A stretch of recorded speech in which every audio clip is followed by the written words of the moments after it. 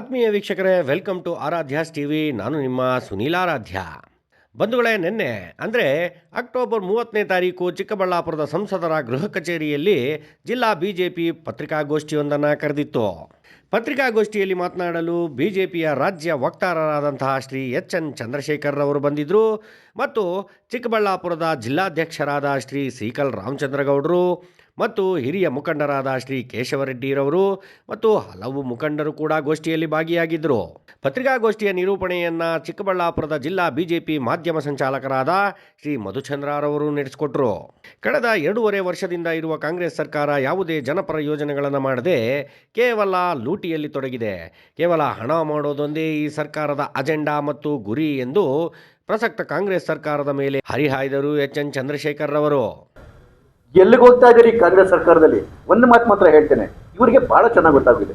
ಇನ್ನು 2 ವರ್ಷನೇ ನಮ್ಮ ಜೀವನ ಇದ್ರೆ ಇದು 2 ವರ್ಷ ಅಂತಾರೆ. ಇನ್ನು ಜನ್ಮದಲ್ಲಿ ಅವ್ರು ಗೆಲ್ಲಲ್ಲ ರೀ, ಇನ್ನು ಜನ್ಮದಲ್ಲಿ ಗೆಲ್ಲಲ್ಲ. ಹಾಗಾಗಿ ಲೂಟಿ ಹೊಡಿಬೇಕಾ, ಕುರ್ಚಿ ಹಿಡ್ಕೋಬೇಕಾ, ಮಿನಿಸ್ಟರ್ ಆಗ್ಬೇಕಾ, DCM ಆಗ್ಬೇಕಾ, ಮುಖ್ಯಮಂತ್ರಿ ಆಗ್ಬೇಕಾ, ಯಾರನ್ನ ಮಲಗಿಸ್ಬೇಕು, ಎಲ್ಲವೂ ಕೂಡ ಇದೇ 2 ವರ್ಷ ಒಳಗಡೆ ಆಗಬೇಕು ಅಂತೇಳಿ ಈ ಒಂದು ಅಪಾತಪಿಕೆ ಬಿದ್ದಿರ್ತಕ್ಕಂಥದ್ದು. ಮುಂದಿನ ವರ್ಷ ಕೇರಳ ಚುನಾವಣೆ ಇದೇ ಕರ್ನಾಟಕದ ದುಡ್ಡಿಂದ ಆಗ್ಬೇಕು. ಈ ವರ್ಷದ ಬಿಹಾರ್ ಚುನಾವಣೆನೂ ಈ ಕರ್ನಾಟಕದ ದುಡ್ಡಿಂದ ಆಗ್ಬೇಕು. ಈ ಕರ್ನಾಟಕನ ಲೂಟಿ ಮಾಡ್ತಕ್ಕಂತಹ ಈ ಮನಸ್ಥಿತಿ ಒಳಗಡೆಗೆ ಕರ್ನಾಟಕದ ಜನ ಅದು ಏನು ಪುಣ್ಯ ಮಾಡಿದಾರೋ. ನಾನು ನಿಜವಾಗ್ಲೂ ಟಿವಿ ಡಿಬೇಟಲ್ಲಿ ಕೂತ್ಕೊಂಡು ಜನಗಳಿಗೆ ಹೇಳ್ತಾ ಇರ್ತೀನಿ, 136 ಸೀಟ್ ಕೊಟ್ಟು ಗೆಲ್ಸಿದ್ರಲ್ಲ, ಅನುಭವಿಸಿದ ನೋಡಿ ಯಾವ ರೀತಿ ನಿಮ್ಮ ಪರಿಸ್ಥಿತಿ ತಂದಿಟ್ಟಿದ್ದಾರೆ ಅಂತ ಹೇಳಿ. ಹಾಗಾಗಿ ಪತ್ರಕರ್ತ ಬಂಧುಗಳಲ್ಲೂ ನಾನು ಇದು ಮಾಡ್ತೇನೆ, ಯಾವ್ಯಾವ ವಿಚಾರಗಳು ಇವತ್ತು ಬಿಜೆಪಿ ಎತ್ತುತ್ತಾ ಇದೆ ಅಥವಾ ಜನಸಾಮಾನ್ಯರು ಎತ್ತುತ್ತಾ ಇದ್ದಾರೆ, ಇವೆಲ್ಲವೂ ಸತ್ವ ಇರ್ತಕ್ಕಂಥ ವಿಚಾರಗಳು. ಈರುಳ್ಳಿ ಬೆಳೆಗಾರರ ಇವತ್ತು ಬಹಳ ನರಕ ಆಗಿರ್ತಕ್ಕಂಥದ್ದು, ಉತ್ತರ ಕರ್ನಾಟಕದವರ ಬಹಳ ನರಕ ಆಗಿರ್ತಕ್ಕಂಥದ್ದು, ಎಲ್ಲ ಹಸಿರು ಬೆಳೆಗಾರರ, ಹಸಿರು ಆಗಲಿ ಉದ್ದಾಗಲಿ ಅಥವಾ ತೊಗರಿ ಆಗಲಿ ಬೆಳೆಗಾರರ ಜೀವನ ಇವತ್ತು ನರಕ ಆಗಿರ್ತಕ್ಕಂಥದ್ದು. ಬೆಂಗಳೂರು ಇವತ್ತು ನರಕ ಆಗಿರ್ತಕ್ಕಂಥದ್ದು, ಚಿಕ್ಕಬಳ್ಳಾಪುರ ಜನ ಹಾಸ್ಯಾಸ್ಪದ ಆಗಿರ್ತಕ್ಕಂಥದ್ದು. ಇವೆಲ್ಲವೂ ಕೂಡ ನಿಮ್ಮ ಮುಂದೆ ಇರ್ತಕ್ಕಂಥ ಕಟು ಸತ್ಯಗಳು. ನಾನು ಯಾವುದೊಬ್ಬ ಆಪೋಸಿಷನ್ ವ್ಯಕ್ತಿ ಮಾತಾಡಿದೆ ಅಂತ ಹೇಳಿದ್ರೆ ದಯವಿಟ್ಟು ಕನ್ಸಿಡರ್ ಮಾಡಿದೆ. ನೀವೇ ಯೋಚನೆ ಮಾಡಿ ನೋಡಿ, ನೀವೇ 4 ಜನ ಬೆಂಗಳೂರಿಗೆ ಮೈಸೂರಿಗೆ ಹೋಗಿ ಬರ್ತಕ್ಕಂಥ ನಿಮ್ಮ ಚಿಕ್ಕಬಳ್ಳಾಪುರದವ್ರಿಗೆ ನಿಮ್ಮ ಊರ ಹೆಸರು ಹೇಳಿದಾಗ ಯಾರ ಹೆಸರು ಇಟ್ಕೊಂಡು ಅದನ್ನ ನಗೆಪಾಟಲ್ ಮಾಡ್ತಿರ್ತೀವಿ ನೀವೇ ಕೇಳಿ.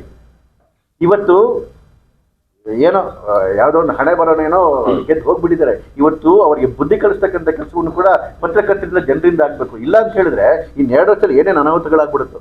ಇನ್ನು ಇದೇ ಸಮಯದಲ್ಲಿ ಮಾತನಾಡಿದ ಜಿಲ್ಲಾಧ್ಯಕ್ಷರಾದ ಶ್ರೀ ಸೀಕಲ್ ರಾಮಚಂದ್ರಗೌಡರು, ಕಿಸಾನ್ ಸಮ್ಮಾನ್ ಯೋಜನೆಯಲ್ಲಿ ಭಾರತದ ಕೇಂದ್ರ ಸರ್ಕಾರ ಒಬ್ಬ ರೈತನಿಗೆ ವರ್ಷಕ್ಕೆ 6,000 ಕೊಡುತ್ತಿದೆ. ಈ ಹಿಂದೆ ಯಡಿಯೂರಪ್ಪನವರ ಸರ್ಕಾರವಿದ್ದಾಗ 6,000ದ ಜೊತೆಗೆ 4,000 ಸೇರಿಸಿ ಒಟ್ಟಾರೆ ವರ್ಷಕ್ಕೆ ಒಬ್ಬ ರೈತನಿಗೆ 10,000 ರೂಪಾಯಿ ಕೊಡುತ್ತಿದ್ದರು. ಬಟ್ ಈಗಿನ ಸರ್ಕಾರ ಅದನ್ನು ಕಿತ್ತು ಬಿಸಾಕಿ ರೈತರಿಗೆ ಮೋಸ ಮಾಡುತ್ತಿದೆ ಅಂತ ಗುಡುಗಿದರು. ಇವತ್ತು ಏನು ಕಿಸಾನ್ ಸನ್ಮಾನ್ ಯೋಜನೆಯಲ್ಲಿ 52 ಲಕ್ಷ ರೈತರಿಗೆ ಕೇಂದ್ರದಿಂದ 6,000 ರೂಪಾಯಿ ಒಬ್ಬೊಬ್ಬ ರೈತರಿಗೆ ಕೊಡ್ತಕ್ಕಂಥ ಕೆಲಸ ಮಾಡ್ತದ್ದು. ಅದೇ ರೀತಿ ಯಡಿಯೂರಪ್ಪನವರು ಸರ್ಕಾರ ಇದ್ದಾಗ 6,000 ಜೊತೆಗೆ 4,000 ಹಾಕಿ 10,000 ಕೊಡ್ತಾ ಇದ್ರು. ಅದನ್ನು ಇವತ್ತು ಕಿತ್ತು ಬಿಸಾಕಿದ್ದಾರೆ. ರೈತರಿಗೆ ಯಾವುದೇ ಒಂದೇ 1% ಕೂಡ ಒಂದು ಒಳ್ಳೆ. ಇನ್ನು ಇದೇ ಸಮಯದಲ್ಲಿ ಮಾಧ್ಯಮ ಪ್ರತಿನಿಧಿಗಳಿಂದ ಕೇಳಲಾದ ಪ್ರಶ್ನೆಗೆ ಉತ್ತರಿಸಿದ ಎಚ್.ಎನ್. ಚಂದ್ರಶೇಖರ್ ಅವರು, ಈ ಕಾಂಗ್ರೆಸ್ ಸರ್ಕಾರ ದಲಿತರನ್ನು ಅತ್ಯಂತ ಹೀನಾಯವಾಗಿ ನಡೆಸಿಕೊಳ್ತಿದೆ. ದಲಿತ MLAಗಳಿಗೆ ಒಂದು ನ್ಯಾಯ, ಬೇರೆ ಸಮುದಾಯದ ನಾಯಕರುಗಳಿಗೆ ಒಂದು ನ್ಯಾಯ. ದಲಿತ MLAಗಳ ಮೇಲೆ ಆರೋಪ ಬಂದರೆ ತಕ್ಷಣ ರಾಜೀನಾಮೆ ಪಡೆಯುವ ಇವರು ಮತ್ತು ವಜಾ ಮಾಡುವ ಇವರು, ಬೇರೆ ಸಮುದಾಯಗಳ ನಾಯಕರುಗಳು ಮಂತ್ರಿಗಳಾಗಿರುವಂತಹ ಇಲಾಖೆಗಳ ಮೇಲೆ ಬ್ರಹ್ಮಾಂಡ ಭ್ರಷ್ಟಾಚಾರದ ಆರೋಪಗಳು ಬಂದರೂ ಅವರಿಂದ ಯಾವುದೇ ರಾಜೀನಾಮೆ ಪಡೆದಿಲ್ಲ. ಇವರ ಮಲತಾಯಿ ಧೋರಣೆಗೆ ಇದಕ್ಕಿಂತಲೂ ಉದಾಹರಣೆ ಬೇಕೇ? ಆದರೆ ಬಿಜೆಪಿ ಪಕ್ಷ ಎಂದಿಗೂ ದಲಿತರ ಪರ ನಿಲ್ಲುವ ಕೆಲಸ ಮಾಡಿದೆ. ನಮಗೆ ಸಿಕ್ಕಿರುವ ಅವಕಾಶದಲ್ಲಿ ಈಗಾಗಲೇ ಒಬ್ಬ ST ಸಮುದಾಯಕ್ಕೆ ಸೇರಿದವರನ್ನು ರಾಷ್ಟ್ರಪತಿಗಳನ್ನಾಗಿ ಮಾಡಿದ್ದೇವೆ. ದಲಿತ ಸಮುದಾಯಕ್ಕೆ ಸೇರಿದ ಗೋವಿಂದ ಕಾರಜೋಳರವರನ್ನು ಉಪಮುಖ್ಯಮಂತ್ರಿಗಳನ್ನಾಗಿ ಮಾಡಿದ್ದೇವೆ. ಹಾಗಾಗಿ ಮುಂದೆ ನಮಗೆ ಅವಕಾಶ ಬಂದರೆ ದಲಿತರು CM ಆಗೇ ಆಗ್ತಾರೆ.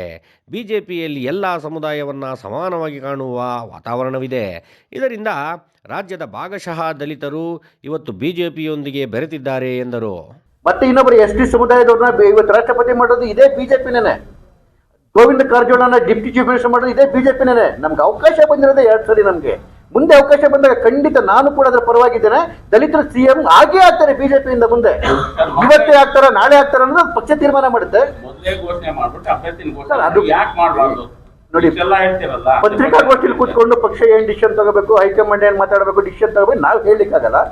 ನಮ್ದೊಂದು ಸೂಚನೆ ಕೊಡ್ಬೋದು, ಹೌದಪ್ಪ ಇಡೀ ಸಮಾಜದಲ್ಲಿ ಎಲ್ಲರಿಗೂ ಗೌರವ ಕೊಟ್ಕೊಂಡ್ ಬಂದಿರ್ತಕ್ಕಂಥ ಬಿಜೆಪಿ ಪ್ರತಿಯೊಂದು ಸಮುದಾಯಕ್ಕೂ ಗೌರವ ಕೊಡ್ತಕ್ಕಂಥ ನಂಬಿಕೆ ನನಗಿದೆ.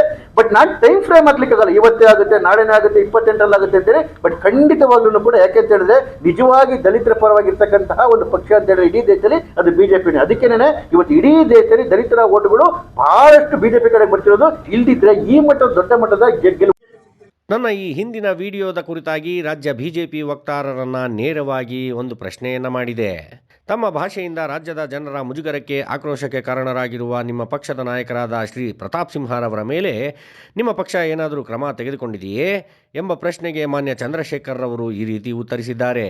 ತಮ್ಮದೇ ಒಬ್ಬ ನಾಯಕ ತೀರಾ ಡಿಗ್ರೇಡ್ ಅನ್ನುವಂತಹ ಲ್ಯಾಂಗ್ವೇಜ್ ಅನ್ನ ಮಾತಾಡಿ, ಭಾಷೆಯನ್ನು ಮಾತಾಡಿ ಈಗ ರಾಜ್ಯದ ಜನರ ಆಕ್ರೋಶಕ್ಕೆ ಗುರಿಯಾಗಿದ್ದಾರೆ.